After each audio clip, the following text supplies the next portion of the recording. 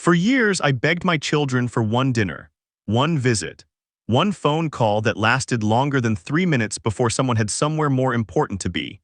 I drove to their houses uninvited because the invitations stopped coming. I sat in parking lots outside restaurants where my own children were eating with friends, telling myself I was being too sensitive, telling myself this was just how modern families worked, telling myself they were busy and that busy was not the same as gone. Then they said the words. Standing in the living room of a house I had paid for, in front of a fireplace I had installed with my own hands on a January weekend, when the temperature outside was 12 degrees, and my knees were already starting to argue with me. My oldest son looked at me with the patient, exhausted expression of a man who has decided to finally say out loud what he has been thinking for a long time. Stop calling us Dad, we are grown adults. We do not need you checking in every week, stay on your own. My younger daughter nodded from the doorway, arms folded, not quite meeting my eyes, the way she used to when she was 9 years old and had broken something she didn't want to tell me about. I stood there in that living room with my coat still on and my car keys still in my hand because they had not asked me to sit down when I arrived. I had driven 40 minutes in rain to drop off a birthday gift for my granddaughter who was not even there. And I stood in the house I had co-signed the mortgage for, in front of the fireplace I had built, holding a wrapped gift for a child who was at a friend's house, and I listened to my son tell me to stay on my own. I did not argue, I did not raise my voice. Something inside me went very quiet instead, the way a house goes quiet right before the power cuts out. I set the gift on the side table near the door. I said, "All right." I walked out, got into my car, and I drove home in the rain. And the next morning, I called my attorney, rewrote my will, restructured every financial arrangement I had ever made for them. And over the following weeks, I watched my children slowly realize what staying on their own actually meant. Right up until the day the locks were changed on the house they had already decided they were going to inherit. They did not see it coming. That part, I have to admit, I had counted on. If you have ever poured everything you had into people who treated your love like a burden, leave a comment below and tell me where you are watching from. Hit subscribe because this story does not end in the living room. It ends somewhere those two did not expect to find themselves. And you will want to be here for it. My name is Bernard Calloway. I am 63 years old, and for 31 years I was a landscape architect in Richmond, Virginia. Not the kind who draws pretty pictures and hands them to someone else. The kind who drives the surveying stakes himself, who reads soil composition reports over breakfast, who knows the difference between what something looks like and what it can actually hold. I built residential estates, corporate campuses, municipal parks. Work that will outlast me by decades. Work you could walk through and not know my name, but feel something anyway, the kind of order that comes from someone who understood what they were doing. My wife, Eleanor, died 11 years ago, ovarian cancer. She was 51 years old, and she died on a Tuesday morning in October with the windows open because she had asked for them to be open, and I sat beside her and held her hand and watched the curtains move in the breeze, and I have never in my life felt so completely useless. We had 2 children, Nolan, who was 29 when Eleanor died, and Petra, who was 26. They were already out of the house by then, already building their own lives, which was exactly what Eleanor and I had worked toward. We had raised them to leave well. We had done a thorough job of it. After Eleanor was gone, I did what men like me do. I kept working. I filled the hours with projects and contracts and the particular comfort of problems that had solutions. I renovated the house Eleanor and I had shared for 22 years. I added a room that I told myself I was adding for when the grandchildren came to visit, but which was mostly just an excuse to fill a Saturday with something that required my hands. I called my children every Sunday. I drove to see them on birthdays, on holidays, on the occasional random Tuesday when the house in Richmond felt too large and too quiet and I thought a drive might help. I took Nolan's family to the Outer Banks one summer and Petra's family to the mountains the summer after. I paid for things without being asked because I could and because it was the language I knew best. For about 4 years after Eleanor died, this worked. Not perfectly, but well enough. The calls were returned. The dinners were warm. There were moments, Nalan's daughter being born, Petra's wedding, when I genuinely felt that the family Alina and I had built was still standing. Then something shifted. Gradually, the way erosion works. Slow enough that you don't see it happening until the ground has already changed. The calls I made on Sundays began to go to voicemail more than they were answered. The visits I arranged began to feel like obligations being fulfilled rather than time anyone actually wanted to spend. Nalan began referring to my help, the mortgage cosign, the renovation loan, the truck he needed when he started his landscaping business, as the family arrangement, as though it were some kind of legacy debt I had imposed on him rather than a gift I had offered freely. Petra was gentler about it, but the distance was the same. She had married a man named Craig who had opinions about family involvement that Petra seemed to be gradually adopting as her own. Craig had once told me at a 4th of July barbecue 3 years ago that he felt it was important for couples to build their own narrative.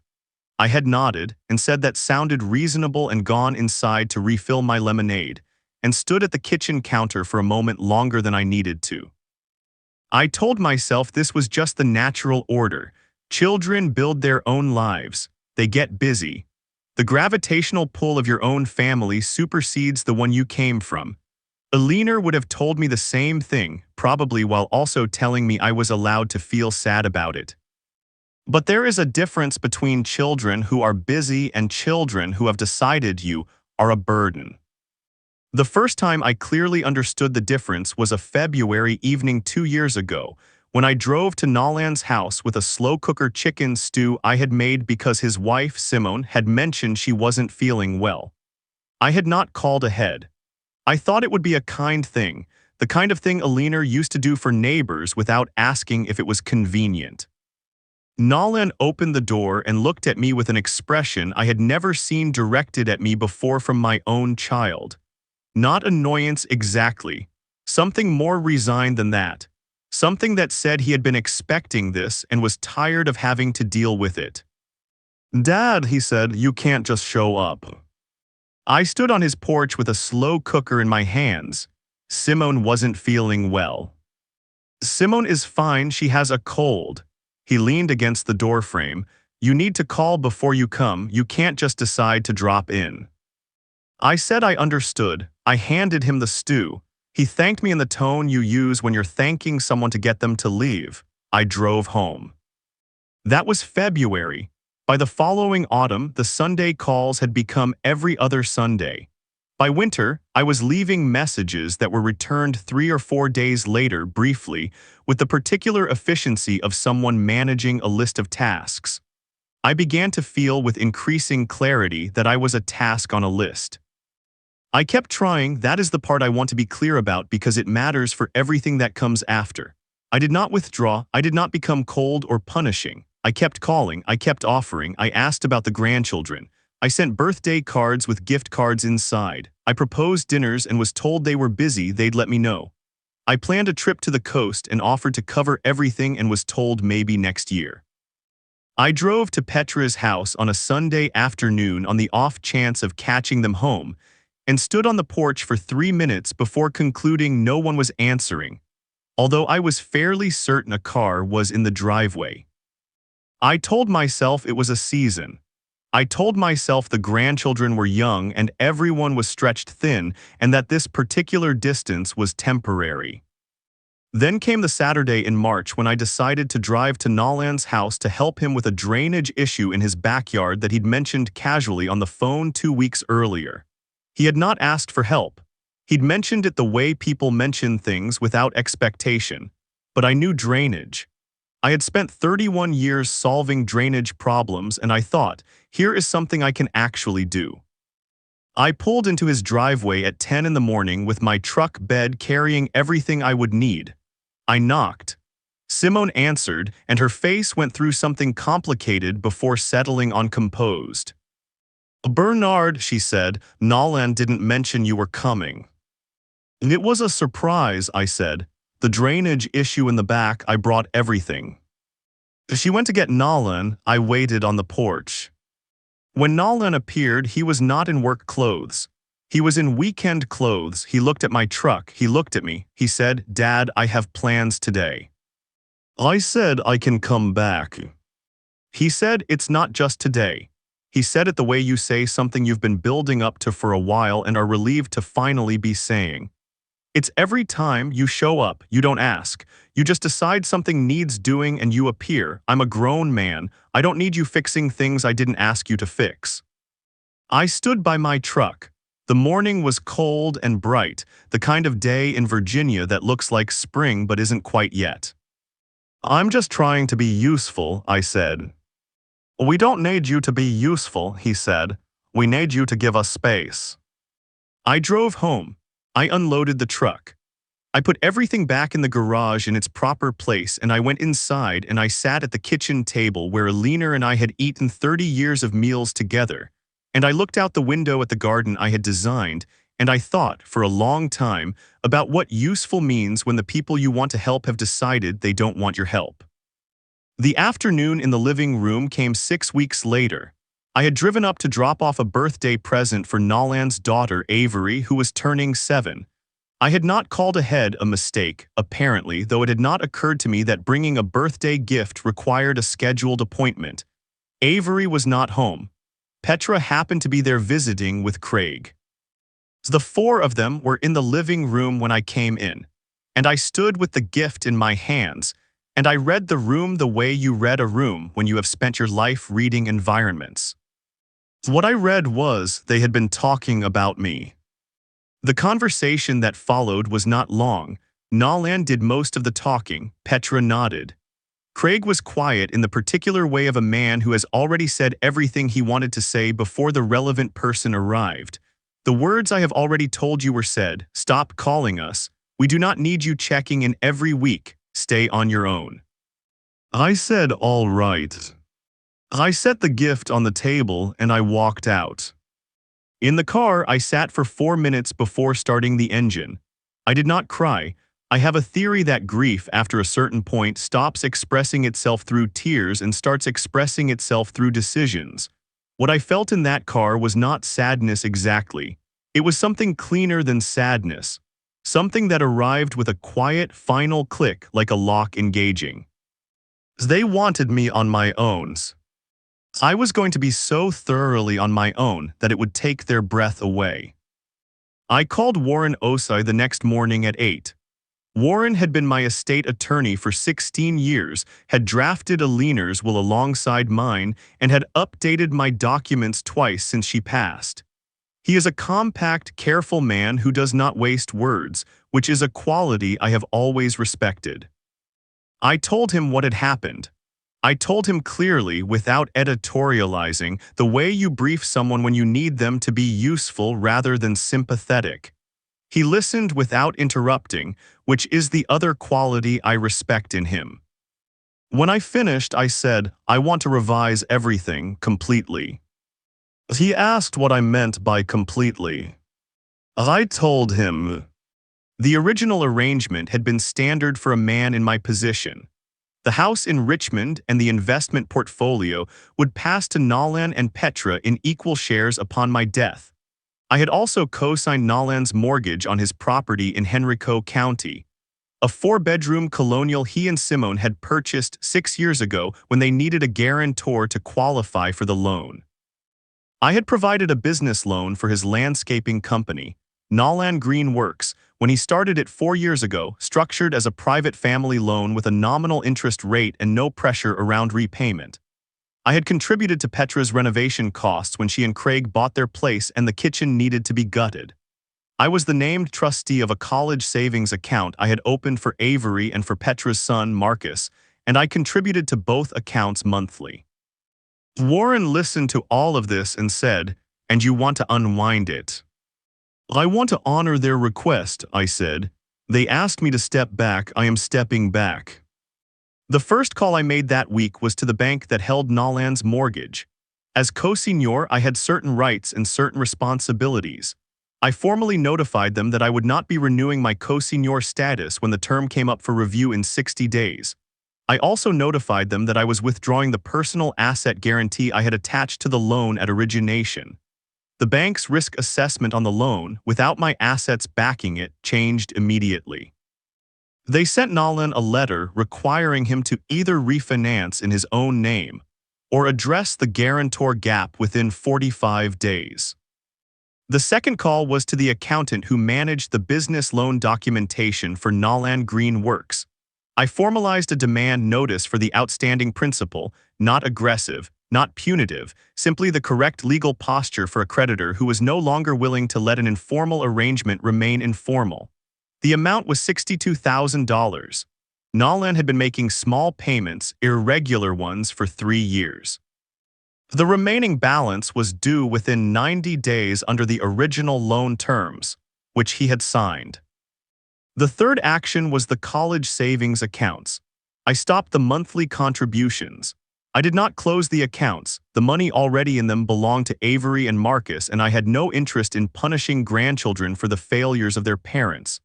But I stopped adding to them, and I updated the trustee designation to a financial institution rather than myself, which had the effect of removing my personal involvement from the accounts entirely. Then I called Warren back and told him to proceed with the will revision. My estate upon my death would pass entirely to Aliner's memory. Specifically, the house in Richmond would be donated to a regional land trust that preserves green space in the Mid-Atlantic. Aliner had been a member of their board before she became ill, and she had left them a small bequest in her own will that I had always intended to honor more substantially. The investment portfolio would fund a landscape architecture scholarship at the university where I had done my graduate work, awarded annually to a student from a low-income background. There was a small carve-out for operational costs and a few personal bequests to people who had been genuinely present during the years Aliner was sick, neighbors. A nurse named Deborah who had come to the house 3 times a week for 7 months and who had held Aliner's hand on mornings when I needed to sleep. Nolan and Petra received nothing. Not out of punishment, out of accuracy. They had told me they did not need me. The will was simply a document that reflected the truth of our relationship as they had defined it. Warren completed the revisions in 10 days. I signed on a Thursday afternoon, and I walked out of his office into a clear April day feeling something I had not felt in quite some time. I felt like myself. The 60-day notice to Nolan from the bank arrived at his house on a Tuesday. I know this because he called me that same evening, and the call came in at 6:47 p.m., which was the first time in 4 months he had called me without me initiating contact first. I was on my back porch when the phone rang. I had a cup of coffee. The garden was doing well. I let it ring twice, then answered. Dad, his voice was tight in the way that voices get tight when someone is working hard to control what they actually want to say. I got a letter from the bank today about the mortgage. Oh yes, I said. They're saying you withdrew as co-senior, that I need to refinance on my own in 45 days. Well, that's correct. A pause. Dad, my income alone doesn't qualify for a refinance at this loan amount. Simone's hours got cut last year. My business credit is still being established. I cannot, we could lose the house. I see, I said. Another pause longer. I could hear him recalibrating, the way you hear a person shift gears when the first approach isn't producing the result they expected. When he spoke again, his voice had moved from tight to something that was trying to sound like reason. I don't understand why you do this without talking to me first. I honored your request, I said. You asked me to stop being involved. I stopped being involved. That's not what I meant. What did you mean, Nolans? Silence. What you meant, I said, keeping my voice level and not unkind, was that you wanted me to provide the support without the presence. You wanted the safety net without the person holding it. I understand that, but that is not a relationship. That is a service arrangement, and I am too old to be a service arrangement for my own children. I heard him exhale, Dad. I love you, I said. That has not changed, but you told me to stay on my own. I am staying on my own. Good night, Nolan. I ended the call. I finished my coffee. The garden held the last of the daylight for another 20 minutes and then let it go.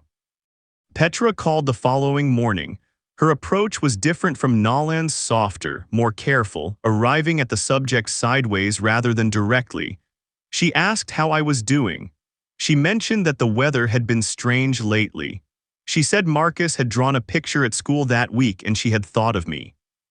I let her talk for a while. I said I was glad Marcus was doing well. I asked about his drawing. Then she said, Nolan told me about the mortgage. As I thought he might. And the business loan notice, a pause, and the college accounts. I stopped contributing, I said. The existing funds are untouched and will remain so. Dad, she said, and there it was, the softness giving way to something more direct. Why are you doing this? This isn't like you. It is exactly like me, I said.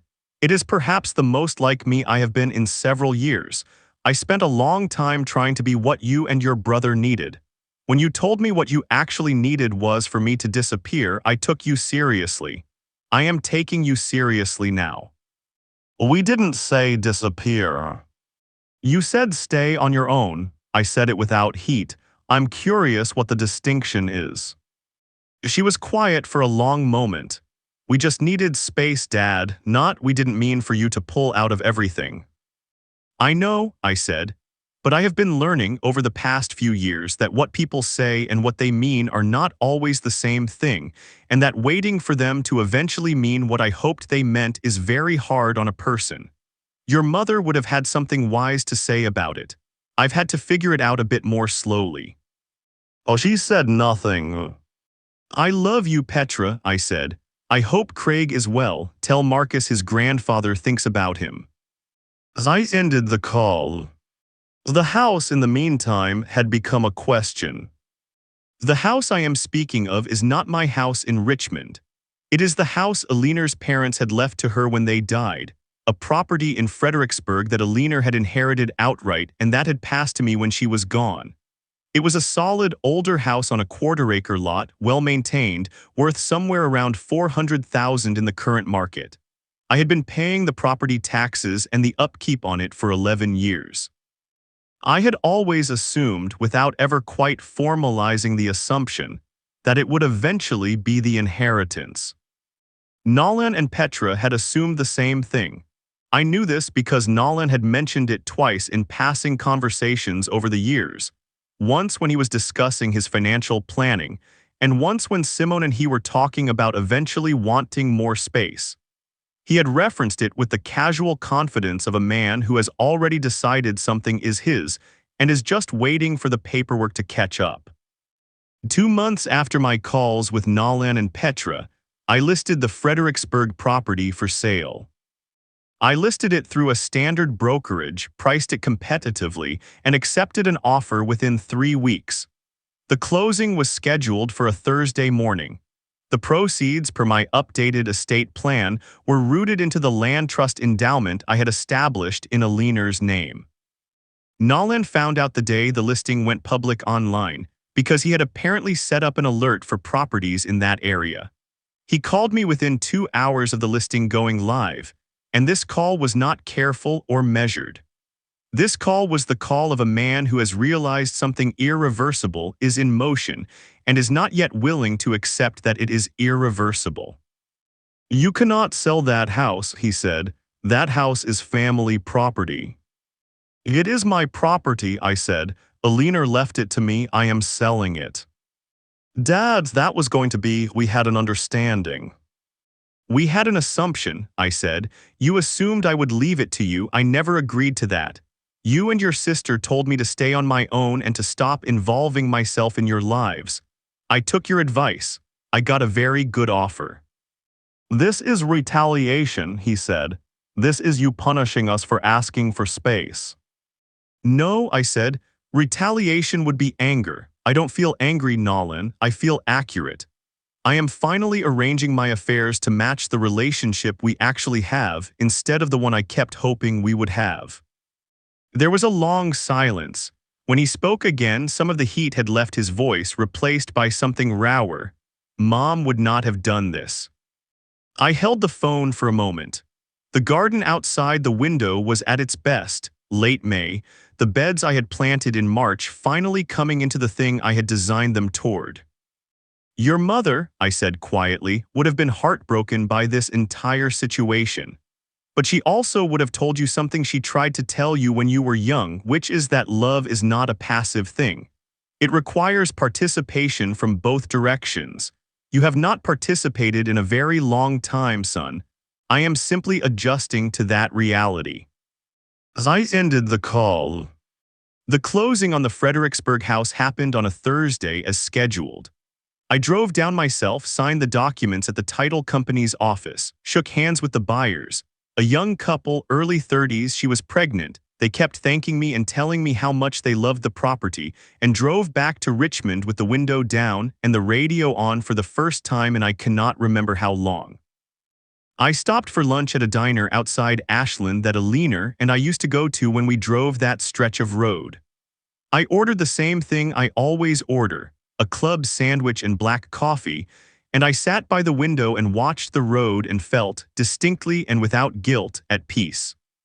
The moment that most people ask me about, the one that tends to stop people when I tell this story, came about 3 weeks after the sale closed, on a Saturday afternoon when I was working in the garden. A car pulled up in front of the house I had not invited them to, both of them. Nolan drove. Petra was in the passenger seat. Craig and Simone were not with them.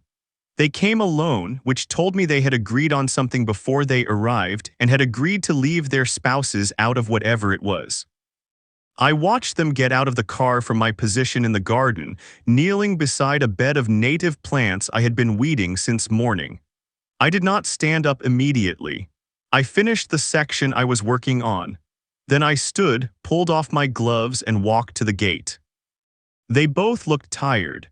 Nolan looked like a man who had been having the same difficult conversation with himself for several weeks and was exhausted by it. Petra looked like she had been crying, not recently, but earlier in the day, the particular red-rimmed look that lasts for hours after. "Can we come in?" Nolan asked. I opened the gate. I led them to the porch. I brought out 3 glasses of water because it was warm and because I am still, regardless of everything, someone who offers water to people who come to his house. We sat, no one spoke for a moment. Nolan started. He said he had been thinking about what I said, the part about participation from both directions. He said he had not wanted to believe it applied to him, but that he had been sitting with it and could not stop coming back to it. He said he thought maybe he and Petra had let something drift further than they'd realized. I listened. I did not fill the pauses or make it easier. Petra said she missed having dinner with me. She said Avery still talked about the time I took her to the botanical garden last spring and taught her the names of plants. She said Marcus had asked recently why Grandpa didn't come on Sundays anymore. I felt that one in the part of me that exists below reasoning, but I let it settle before I responded. I am glad he asked, I said. That is the kind of question worth asking. Nolan said, is it too late to undo some of this? I looked at my garden. The beds were at their best right now, the result of decisions made months ago about what to plant where and why. Decisions that required accepting that you could not undo spring by rearranging it in summer. Some of it cannot be undone, I said. The house in Fredericksburg is sold. The will revision stands. The business loan is a formal obligation now. Those things are what they are. I made them carefully and they reflected the situation accurately. And the rest? Petra asked. The rest, I said, depends on whether what you are describing is a feeling or a decision.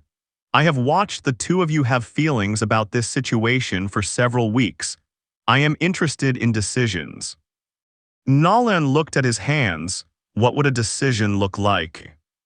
It would look like Sunday dinners that you initiate, I said. It would look like a phone call you make when nothing is wrong just to talk. It would look like Avery and Marcus knowing their grandfather's face well enough that when they're grown, they don't have to dig through photographs to remember it. I paused. It would look like the relationship your mother and I raised you believing was possible. It would look like effort, not performance. Effort. Another silence, a longer one. Then Nolan said, "Okay." And Petra said, "Okay." Not a negotiation, not a condition, just okay. The sound of two people deciding to show up in the same direction. We sat on that porch for another hour. We did not solve everything, because some things cannot be solved in an afternoon, and I am old enough to know that the gap between a decision and a habit is a distance measured in months, not minutes. But we sat there in the garden light with our water glasses, and we talked the way people talk when they have stopped pretending. Nolan said he would speak to the bank about the refinancing and work on getting his business financials in order. It would be hard, he said. I told him hard was not the same as impossible, which is something his mother used to say, and I watched it land on him the way things land when they are true. Before they left, Petra asked if she could bring the children the following Sunday. I said yes. I stood at the gate and watched them drive away down the street where Alina and I had lived for 31 years. The late afternoon was doing what late afternoons in Virginia do in May, going golden and slow. The light getting long across the garden, everything holding still for a moment before the day decides it is finished. I thought about Alina. I thought about what she would have said, sitting beside me on this porch with her own water glass. She would have said something wise and also something a little bit funny because she always managed both at the same time, which was a gift I have not been able to replicate. She would have looked at the garden and said something about how the best things grow on their own schedule, not yours. She would have been right. I did not get everything back that afternoon. I want to be clear about that because easy resolutions are not the point of this story. The Fredericksburg house was gone. The will remained as I had written it. The business loan was a formal obligation. Some distances, once they grow to a certain size, do not fully close even when people walk toward each other in good faith. I know that, I live with it. But the following Sunday, Avery and Marcus came to my garden, and Avery wanted to know the names of the plants the way she had at the botanical garden, and I told her each one, and she repeated them back in her serious 7-year-old voice, and Marcus found a beetle under a stone and was very impressed by it. And Petra made herself useful in the kitchen without being asked, and Nolan and I drank coffee on the porch and talked about nothing in particular, which is the most important kind of talking. It was not everything, but it was something real. What I learned through all of this, and I do not offer it as a lesson, only as an observation from a man who has been paying attention, is that love without boundaries is not love. It is anxiety wearing love's clothing. I spent years offering my children a version of myself that was too available, too ready to absorb whatever they directed my way, too willing to call it normal.